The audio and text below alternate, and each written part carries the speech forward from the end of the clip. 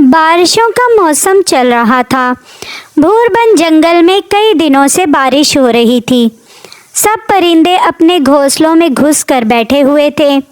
सबके पास अनाज खत्म हो गया था और वो खाना ढूंढने कहीं जा भी नहीं सकते थे।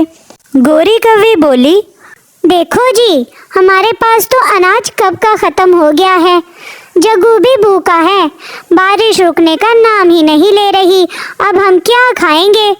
गोरी, तुम ठीक कह रही हो, मगर अब मैं क्या करूं?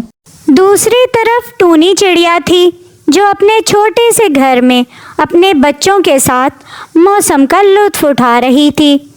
टूनी चिड़िया बोली, मीना बेटा, आप मुझसे पूछ रही थी ना कि आप ये इतना खाना क्यों इकट्ठा कर रही हैं?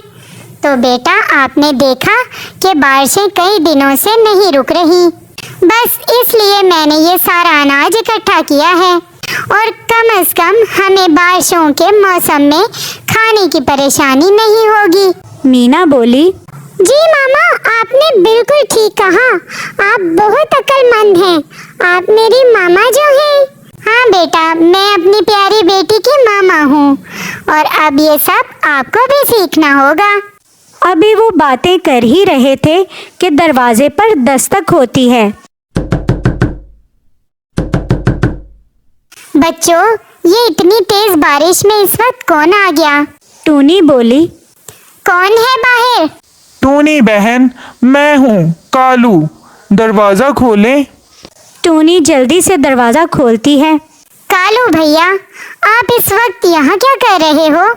बाहर बहुत तेज बारिश है, अंदर आ जाओ। कालू कौवा बोला, टूनी बहन, मेरे घर में खाना नहीं है। जग्गू भी सुबह से भूखा है। अब मेहरबानी करके मुझे थोड़ा सा खाना दे दो, मैं आपका शुक्रगुजार होऊंगा। कालू भैया, बहुत बुरी बात है। आप हर बारिश के मौसम में ऐसा ही करते हो। कोई मेहनत क्यों नहीं करते? मुझे अगर आपके बच्चे का ख्याल ना होता तो मैं हरगिज आपको अनाज ना देती। मगर खैर, आप ये थोड़ा अनाज ले जाओ, इससे आप लोगों का पेट भर जाएगा। बहुत शुक्रिया टूनी बहन। ये कहकर वो वहां से आ जाता है। पता नहीं टूनी चिड़िया अपने आप को क्या समझती है। थोड़ा अनाज क्या मांग लिया, वो तो सबक देना ही शुरू हो गई। गोरी कौवी बोली, क्या हुआ? क्या कह रही थी वो कलमुही? यही कि तुम मेहनत नहीं करते और फिर परेशान होते हो। छोड़ो भी उसे, खाना तो मिल गया। चलो आओ मिलके खाते हैं। खाना खाकर वो सब सो जाते हैं। सुबह हो जाती है मगर बारिश तो रुकने का नाम ही नहीं ले रही थी। कालू जी, जाओ चिड़िया से कुछ मांग कर लाओ, मुझे भूख लगी है। नहीं गोरी, अब मैं नहीं जाऊंगा। वो बहुत बातें सुनाती है। चुप करके बैठो और बारिश रुकने का इंतजार करो। सारा दिन गुजर जाता है मगर बारिश नहीं रुकती।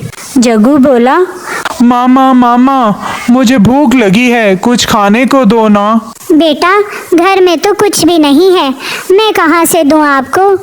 गोरी, मेरे जहन में एक तरकीब आई है। जब रात को टूनी चिड़िया सो जाएगी तो मैं उसके घर से अनाज चुरा लाऊंगा। हाँ, ये ठीक है। इस तरह वो भूखी मरेगी और हम पेट भर कर सोएंगे। जैसे ही रात होती है, कालू कौवा दाने चुराने के लिए टूनी के घर में घुस जाता है। वो जैसे ही गंदम की बालियां उठाने लगता है, उसे इल्म ही नहीं होता कि उसकी दुम को लालटेन से आग लग जाती है। हाय मेरी दुम जल गई, बचाओ बचाओ मुझे, मेरी दुम जल गई, मेरी दुम को आग लग गई। शोर सुनकर टूनी की आंख खुल जाती है। टूनी जल्दी से पानी उसकी दुम पर डालकर आग बुझा देती है। कालू भैया, ये क्या हरकत थी? आप अगर वक्त रहते मेहनत करते तो ऐसी नौबत ही ना आती। टूनी बहन, मैं बहुत शर्मिंदा हूँ, मुझे माफ कर दो।